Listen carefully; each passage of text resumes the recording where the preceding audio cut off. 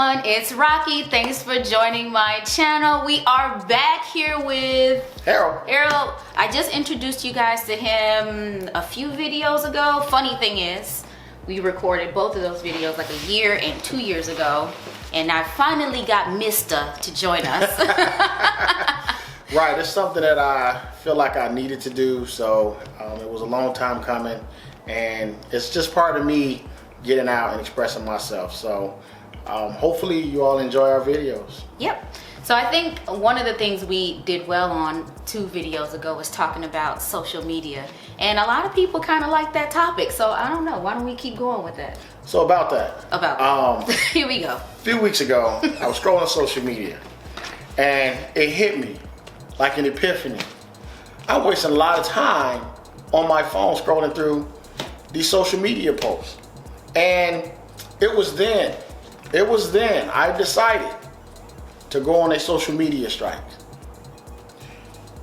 Not uncommon. Not uncommon. Yeah. You went on, have you been on a social media strike? Not me, but one of my girlfriends has been on one for years now. It's great. But we were in a marketplace to buy something, and there's this little thing called Facebook Market. So about a week ago, I ended up back on Facebook searching for some particular items, and it was at that point I realized that I was not able to go on a Facebook strike. However, I am on a Facebook diet right now. What does that mean? What do you think a Facebook diet means? It means that you're trying to be pretentious and pretending like you're not on Facebook, but you're really on Facebook. Nope, that's not what it means. What a Facebook diet means is this.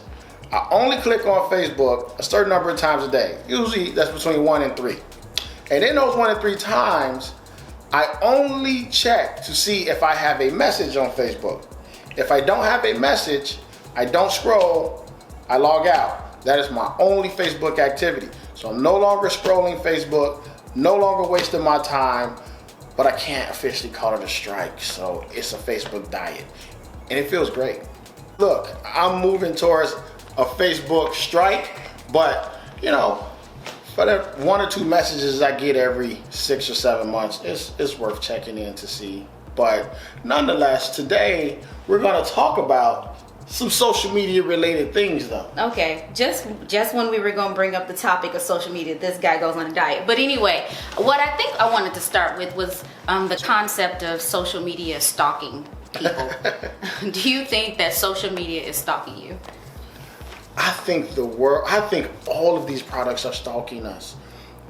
Have you ever out there, have you ever had a conversation and all of a sudden it's maybe in your social media feed, or as you're browsing, it's there. So not only do they search do they stalk your search trends, they're listening to us too. Yeah. I know that. Yeah, we tried that test with our son. There are no babies in this house, so we just all of a sudden started talking about diapers, and we were all like, we did it like deliberately. Yeah, we need some diapers. I think we should get diapers, right? And then the next day, my son had diaper ads on his phone. Why would my son have diaper ads if they weren't listening? It's crazy. They're listening to us. Should committed/married couples share the same social media page?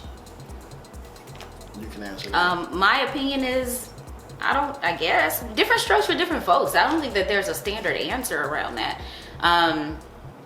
If you're both not heavy into social media, you just kind of want to see what's up with friends and families, dip in and out, I think, yeah, go ahead. But if maybe one is more active than the other, maybe not so much because it's a bit annoying.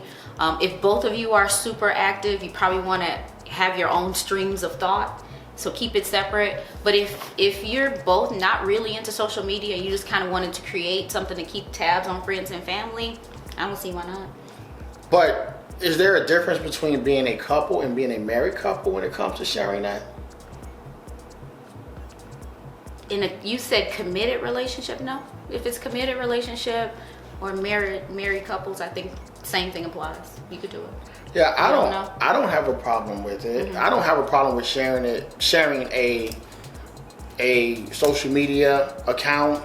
I don't have a problem with sharing emails. As long as you all are in a committed relationship or you're married, you have nothing to hide, then you can share it. I know, fellas, I'm probably getting a lot of guys in trouble out there by saying this. I apologize right now, but I have to be honest in what I think. And I think that there's no problem in sharing a social media account. Now, the only problem I can see is if you all are two different personality types. So one likes to post certain things that you may find not as appealing on your page. So from that standpoint, I think you just have a talk and you hash that out. But other than that, I don't see a problem with it. Yeah, same here. I think different strokes for different folks. If you're comfortable with it, why not? Yeah. Should you have your kids' password or make your kids follow you and vice versa on social media?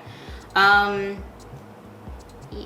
don't know if you should. If you care enough, if you don't trust your child enough, or if you're concerned in some way, yeah, absolutely. But I've actually never made our son follow me or followed him. I have planted moles on his account, which he sometimes wonders, like, how does she know that? I have planted moles on all of his accounts, but I personally am not on his accounts. So if I was more into social media, I probably would definitely have him follow me and have his passwords, because I think that when you're young, you can post things that will come back to haunt you. And as a parent, it is our job to make sure they are not doing things that can hurt their future. But also, I'm from that school of thought where a kid maybe shouldn't even have a door on their room where you can just walk by at random and see what's going on. So that's just my old school thoughts, but I personally think you should. Stop posting half the story on Facebook. If you're gonna be messy, be all the way messy. I'm all about that. I hate the cryptic messages. We've talked about that before, I think on our last video. What's up with the cryptic stuff? I think they're searching, one, probably either cowardly, two, either trying to fish a response out of people, like, what's wrong, what's going on, who this about, or trying to incite something from the person it is about. You know what I mean? So like, you can infer, like, oh, she, you know, that somebody may feel some type of way, and then they respond and start something on social media with you. So I'm not sure why, but I hate it, because you have the rest of the social media world who are also spectators, and it's like, if you're gonna be messy, be all the way messy. Yeah, if you're gonna put it out there 100%. Like, don't do those innuendos or have people try to figure if you're talking about them or not. You know, and this may sound mean, but I really don't like when people say, pray for me or pray for such and such, but don't ask any questions. Well, I don't know what I'm praying for, so why am I asking questions? I need to ask questions before I pray. I need to know what I'm praying for. I don't want to jump to assumptions. I may be praying for something wrong. So yes, I need answers before I can pray for you. Don't ask any questions. Why would you put this on there to say don't ask any questions? Yeah, because they could be praying for their next crack score, and you don't want to. You don't want to pray for that. You don't want to pray for that. So I'm not praying for something that is going to harm someone else. So for me, I don't. Stop putting it. Just stop with that, and come out and say it 100% what you mean and mean what you say. Shoot. Passionate much. How do you know if you're obsessed with social media? What are the signs? Break out into hives. What? Well, I think that you know that you can have an idea that you're obsessed with social media, for one, when you say, I can stop social media at any time. I can stop social media at any time. I live with you, so I know what obsession looks like firsthand. For two, if you take a break from social media and it changes your attitude for the worse, meaning you're irritable, you really don't want to socialize with people in person, and it just starts to negatively affect your overall attitude. So those are some of the things I feel that are social media addictions. I don't know, social media addiction. I want to say, like, if it's not purpose driven. So for me, I'm on social media quite a bit, and I've monitored my usage as well, because I'm trying to grow. my YouTube channel. And YouTube is not necessarily social media, it's a platform for entertainment, and I'm providing an entertainment source. So I go on social media to promote myself. So I'm always posting about that or trying to drive traffic back to this. So that's what I do, or I try to observe other people who are doing the same and how they do it. So I've looked at my usage, and it's mostly around creating content. So I feel better about that, but I am always on social media as a result of trying to build this. But it's purpose driven, so I don't feel like I'm necessarily addicted to social media. I think I'm addicted to growing my YouTube. Right. Yeah. Right. Yeah, I think there's different types of social media and different uses for them. There are a lot of positives in social media. Absolutely. You just have to understand how to use it properly, I guess. What's the proper age for kids to start using social media? Is there actually a number? What do you all think? Is there an age that is proper for kids to have a social media page? Yeah. Comment down below. Let us know what you think the proper age for kids would be to start social media page. How has social media changed our lives? Ooh.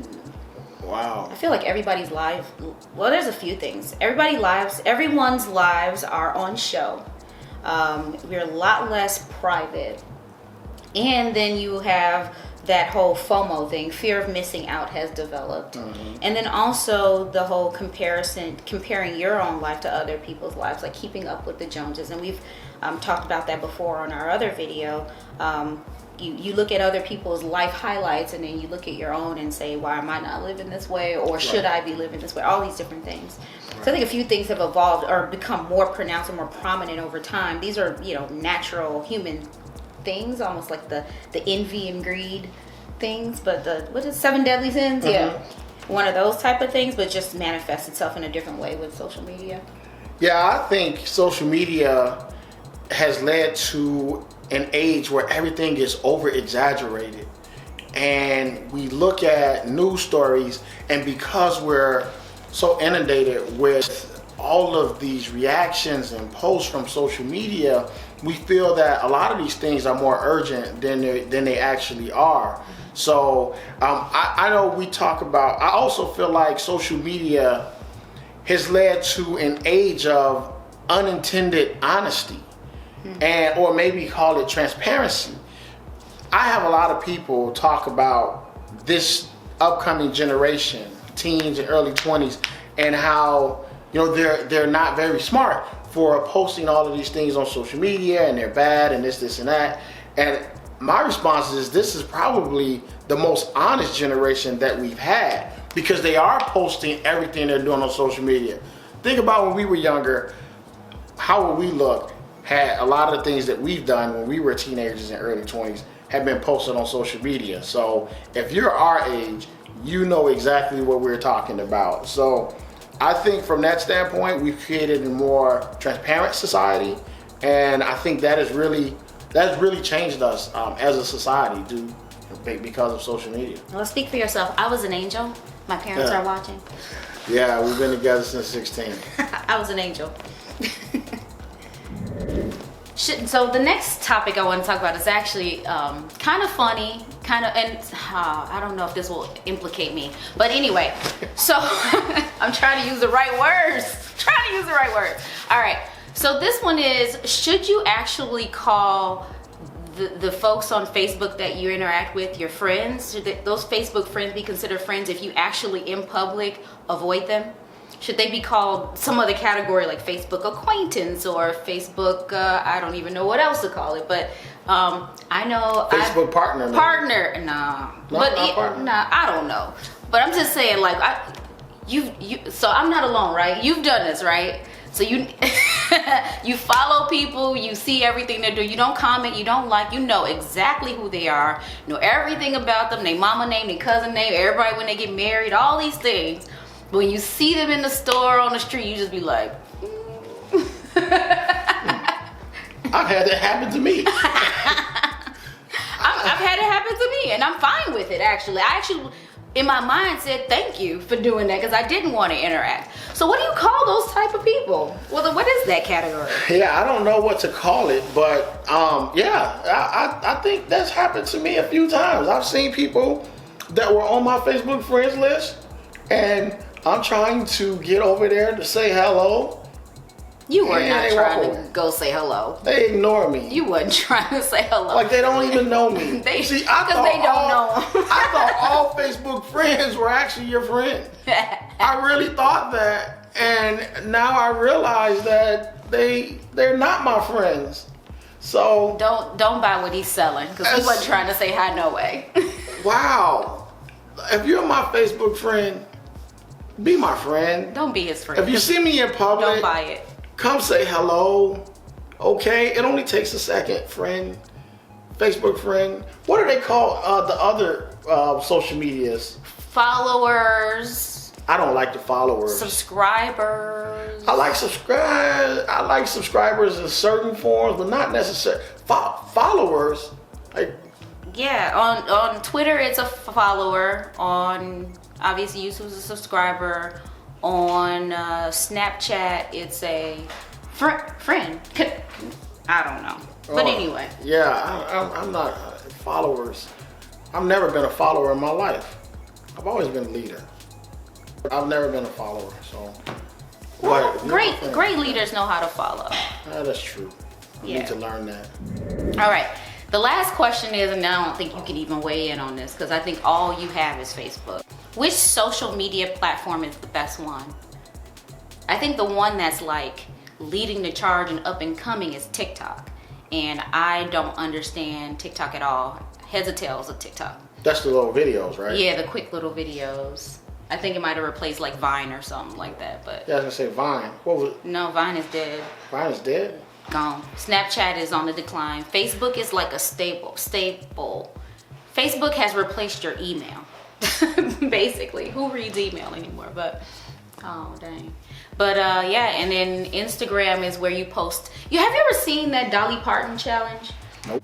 So you do a professional picture for LinkedIn, a fun, friendly picture, family-oriented picture for Facebook. Instagram is something, risky, daring, exciting, and then Tinder is sexy. Oh my God. So yeah, if you've heard of the Dolly Parton challenge, it kind of talks about all the different social media platforms. It was LinkedIn, Facebook, Instagram, and Tinder. So you do the professional look, you do the family-friendly look, you do the excitement look, and then you do the sexy look. So I think every social media platform has its purpose, right? So I think it's hard to say one is better than the other because they all have a purpose. Yeah, I do. I think that they do serve a different niche. Like I said, they're positives. And each of them, I would say maybe there's not one that stands out above the rest. Now there are social media, but I just don't understand half of them. Like Instagram, I have an Instagram page. I don't know how to use it, so therefore I'm not going to waste a lot of mental energy on it. I'm the same way with Snapchat and TikTok. I have pages on both, but I don't understand them. Yeah, the only pages I know how to fully operate are Twitter. I don't have a personal Twitter account, but I do have a Twitter account where I work, and Facebook and Tinder, right? What? That's the only other account. Jeez. Put down in the comments below what you think is the best social media platform. I think we have talked their ears off enough. Yes. So we're gonna end it here, but put down in the comments below what topics you want us to cover. We're filling this out, right? And so whatever you think is interesting, we think is interesting. And we'll come up with some on our own as well. So put in the comments below what you want us to talk about. So make sure you're subscribing and doing all those things that you're supposed to do on YouTube, so we can continue to make these videos for you. Bye. Take care. Take care.